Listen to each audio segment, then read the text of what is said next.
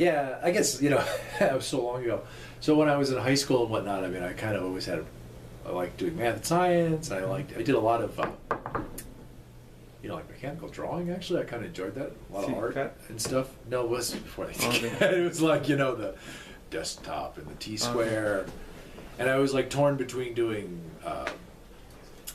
architecture or mechanical engineering, and I ended up kind of, I think maybe at that point, like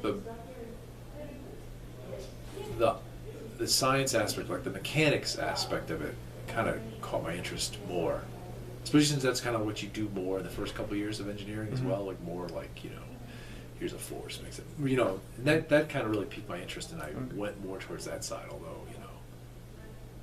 yeah, going into it, it was sort of a toss-up between that and architecture stuff, so.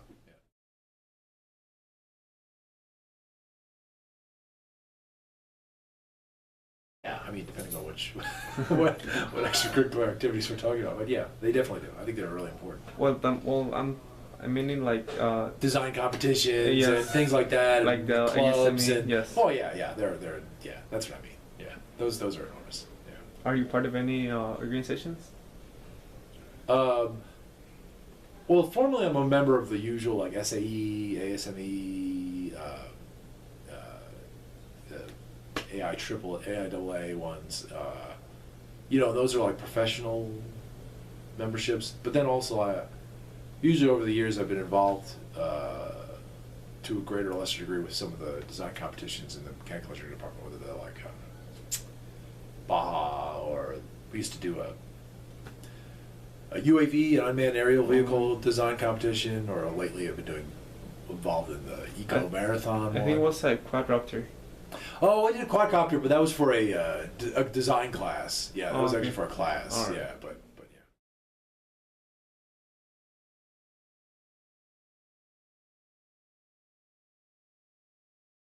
yeah. Okay, yeah.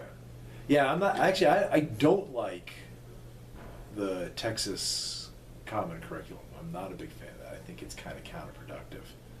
I think what everybody should do is find something else that interests them, whether it's psychology or philosophy or ancient history, or in my case it was music. You know what I mean? Okay. So and pursue something like that in depth, as opposed to taking Psych 101, Philosophy 101. You know what I mean? Yes. So I think you should find what else you like, make sure it's somewhat different from what you do, and pursue that in depth. So like I was able to, we didn't have like the common curriculum, so I had a whole big range of electives you could take, and they were, you kind of had to take a couple of real general categories. It was pretty minimal requirements, so I was able to just take like a lot of, I took, music, composition, theory, counterpoint, harmony, all that sort of stuff, performance, improv and all that, Oh, yes. And it was good. So I really got a lot out of that, and I was like, everyone in the music department kind of knew me, so it was kind of fun. So yeah.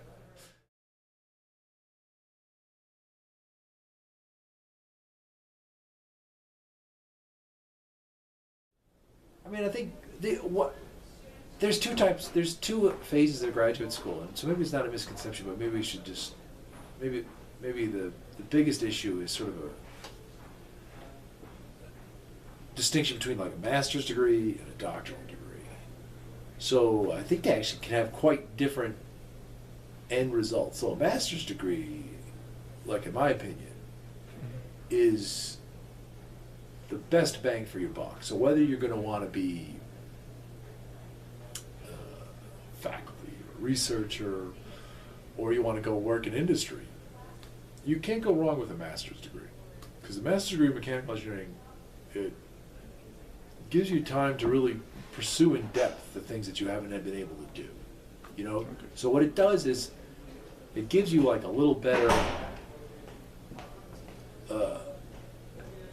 lots of things you go to industry and you learn, you can function really well. A master's in mechanical engineering gives you a bit more depth like tends to be more theoretical depth that you would not get when you go into industry.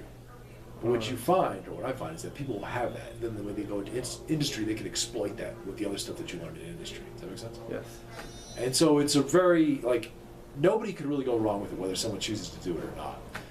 Doctoral degree is a totally different thing. I mean, this, you just become obsessive about one topic and you just study that to the nth degree, and the focus is more on, like, how do we approach, this scientific investigation, right? Yes. And if you're going to do that, that's a big commitment, and that's a whole other thing, and you have to be sure, not sure, but pretty well, those types of areas you want to do, right? Maybe it's not that technical area, but at least I want to work on problems that have this type of scope and flexibility, like fundamental stuff. I don't want to be designing,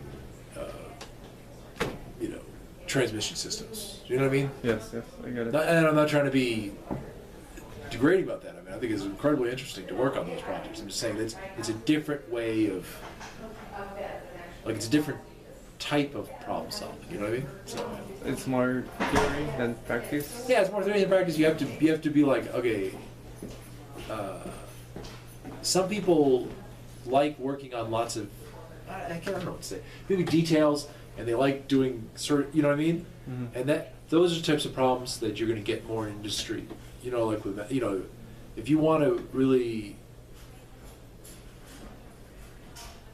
have more leeway, latitude, and frustration to deal with bigger problems, maybe, the PhD would be a way to go, right? All right. Yes. But it's not for everybody, yeah.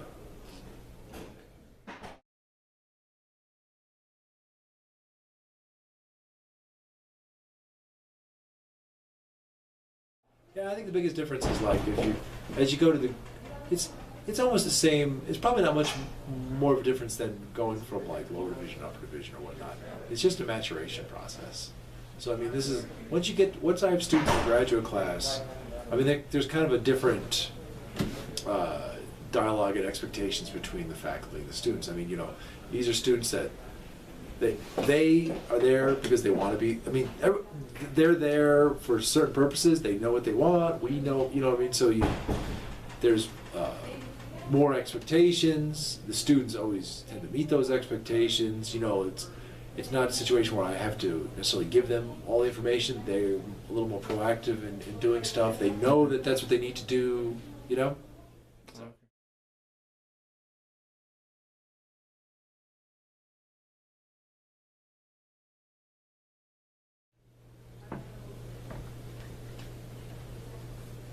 I don't think there's any real downside to it. I mean, I think other than maybe some people, I think if you pick any career and it's not one that really suits what you like to do, that's a problem, right? And I think if it's something you like or love, preferably, right?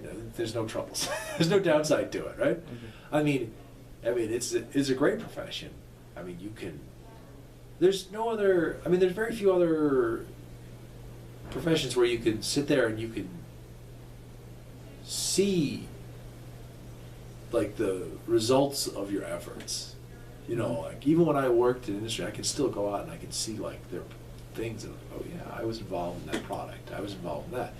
As it's growing, you can, it's developing. You're, like, working with this thing, and you can, I don't think there's any other field that has that outlet to allow you to exercise creativity, to do something productive. You know what I mean? It's a very rewarding career.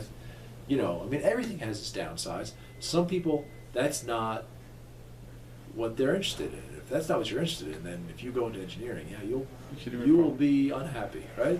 Yeah, but I think the pay compensation is good. It could probably be better, I guess. Arguably, the jobs are there. You know what I mean? Mm-hmm. Yeah.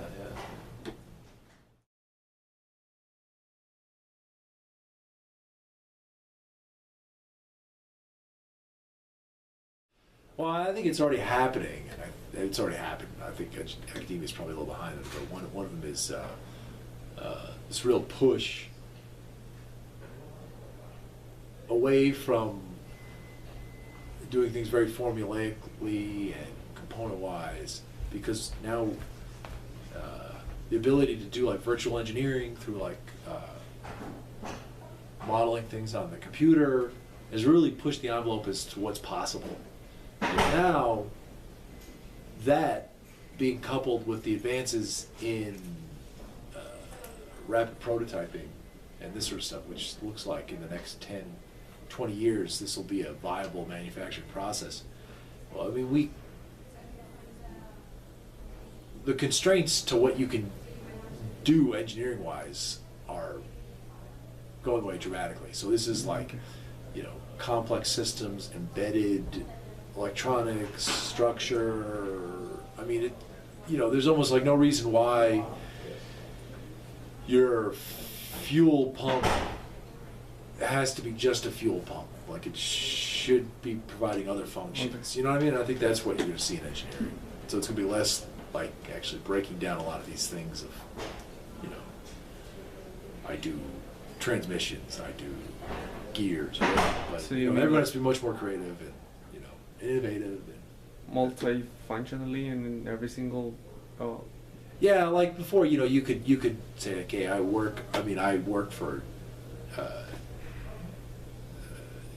Delphi, and we do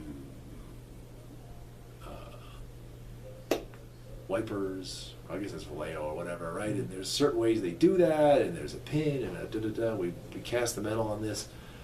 But you're even seeing it now. But like now there's other ways to make that allow us to push the envelope. That we'll be able to put sensors in there.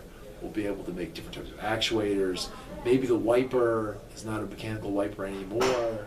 Maybe it's now a resistive, some sort of hydrophobic field that sits in the windshield. That, you know what I mean, right? Yes, I mean, this is the type of stuff that's going on. Now, if you want to talk about something like that, you know, all the stuff that's in the design book that's like, here's how we do gears. It's irrelevant.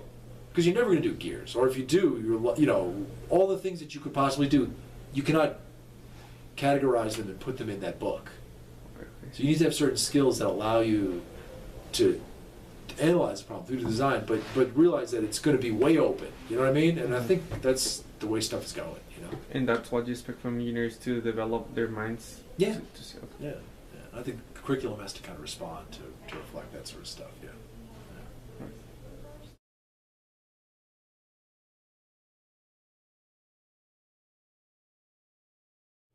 Well, my research area is, my bread and butter research area is pretty much doing finite simulation or numerical modeling to look at physical phenomena, mostly like fracture. So we do develop numerical methods to look at failure of materials, composites, aluminums, welds, and stuff like that. Okay. So yeah.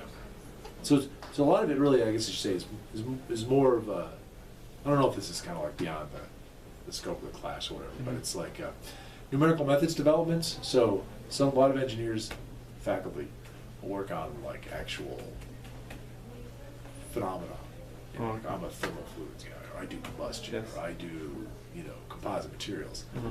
I do numerical modeling. Can you explain more? Yeah, so like we can come up with numerical schemes that help model, you know, try to actually evolve that fracture. All right. So the numerical schemes we do to do that, we've also used those to model fluid structure interaction and solidification problems. We've also used the same methods to look at oxidation growth and chemical reactions. Okay? So it's like really different phenomena, but they're related by the fact that there were certain aspects of those problems that were difficult to compute, and so we developed schemes that address like why those were hard problems to calculate. Okay.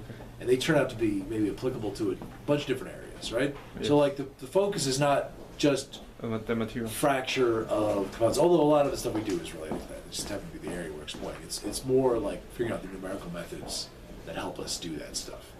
Oh, so okay. Do you know what kind of software do you use to calculate it?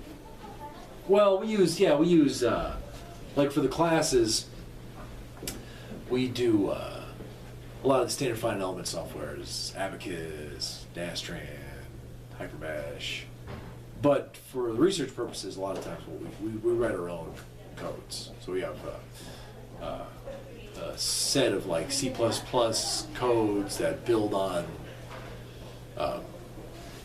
some of the Sandia codes to facilitate doing large-scale computation and whatnot. So it's kind of like, yeah, we usually write our own stuff or write our own stuff that adds into other programs. You know, we've written application, parts that go into commercial codes and whatnot. So it's not like it's one piece of software, right?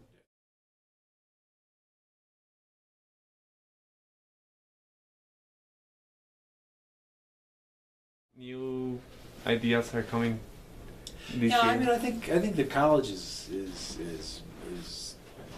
moving forward. They're doing some really innovative stuff. I mean, I think like even in the 10 years I've been here, I've been here 10 years. I think it's my 10-year anniversary.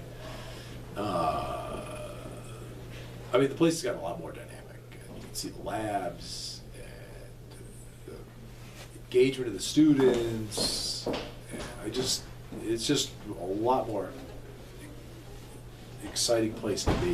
Not that it wasn't exciting back then, but it's just really fun to see the students get engaged, and that the resources I think have helped foster that stuff. So I think that's going to continue, and I think it's going to be a much more engaging place for a student to go and learn how to do great stuff after they graduate.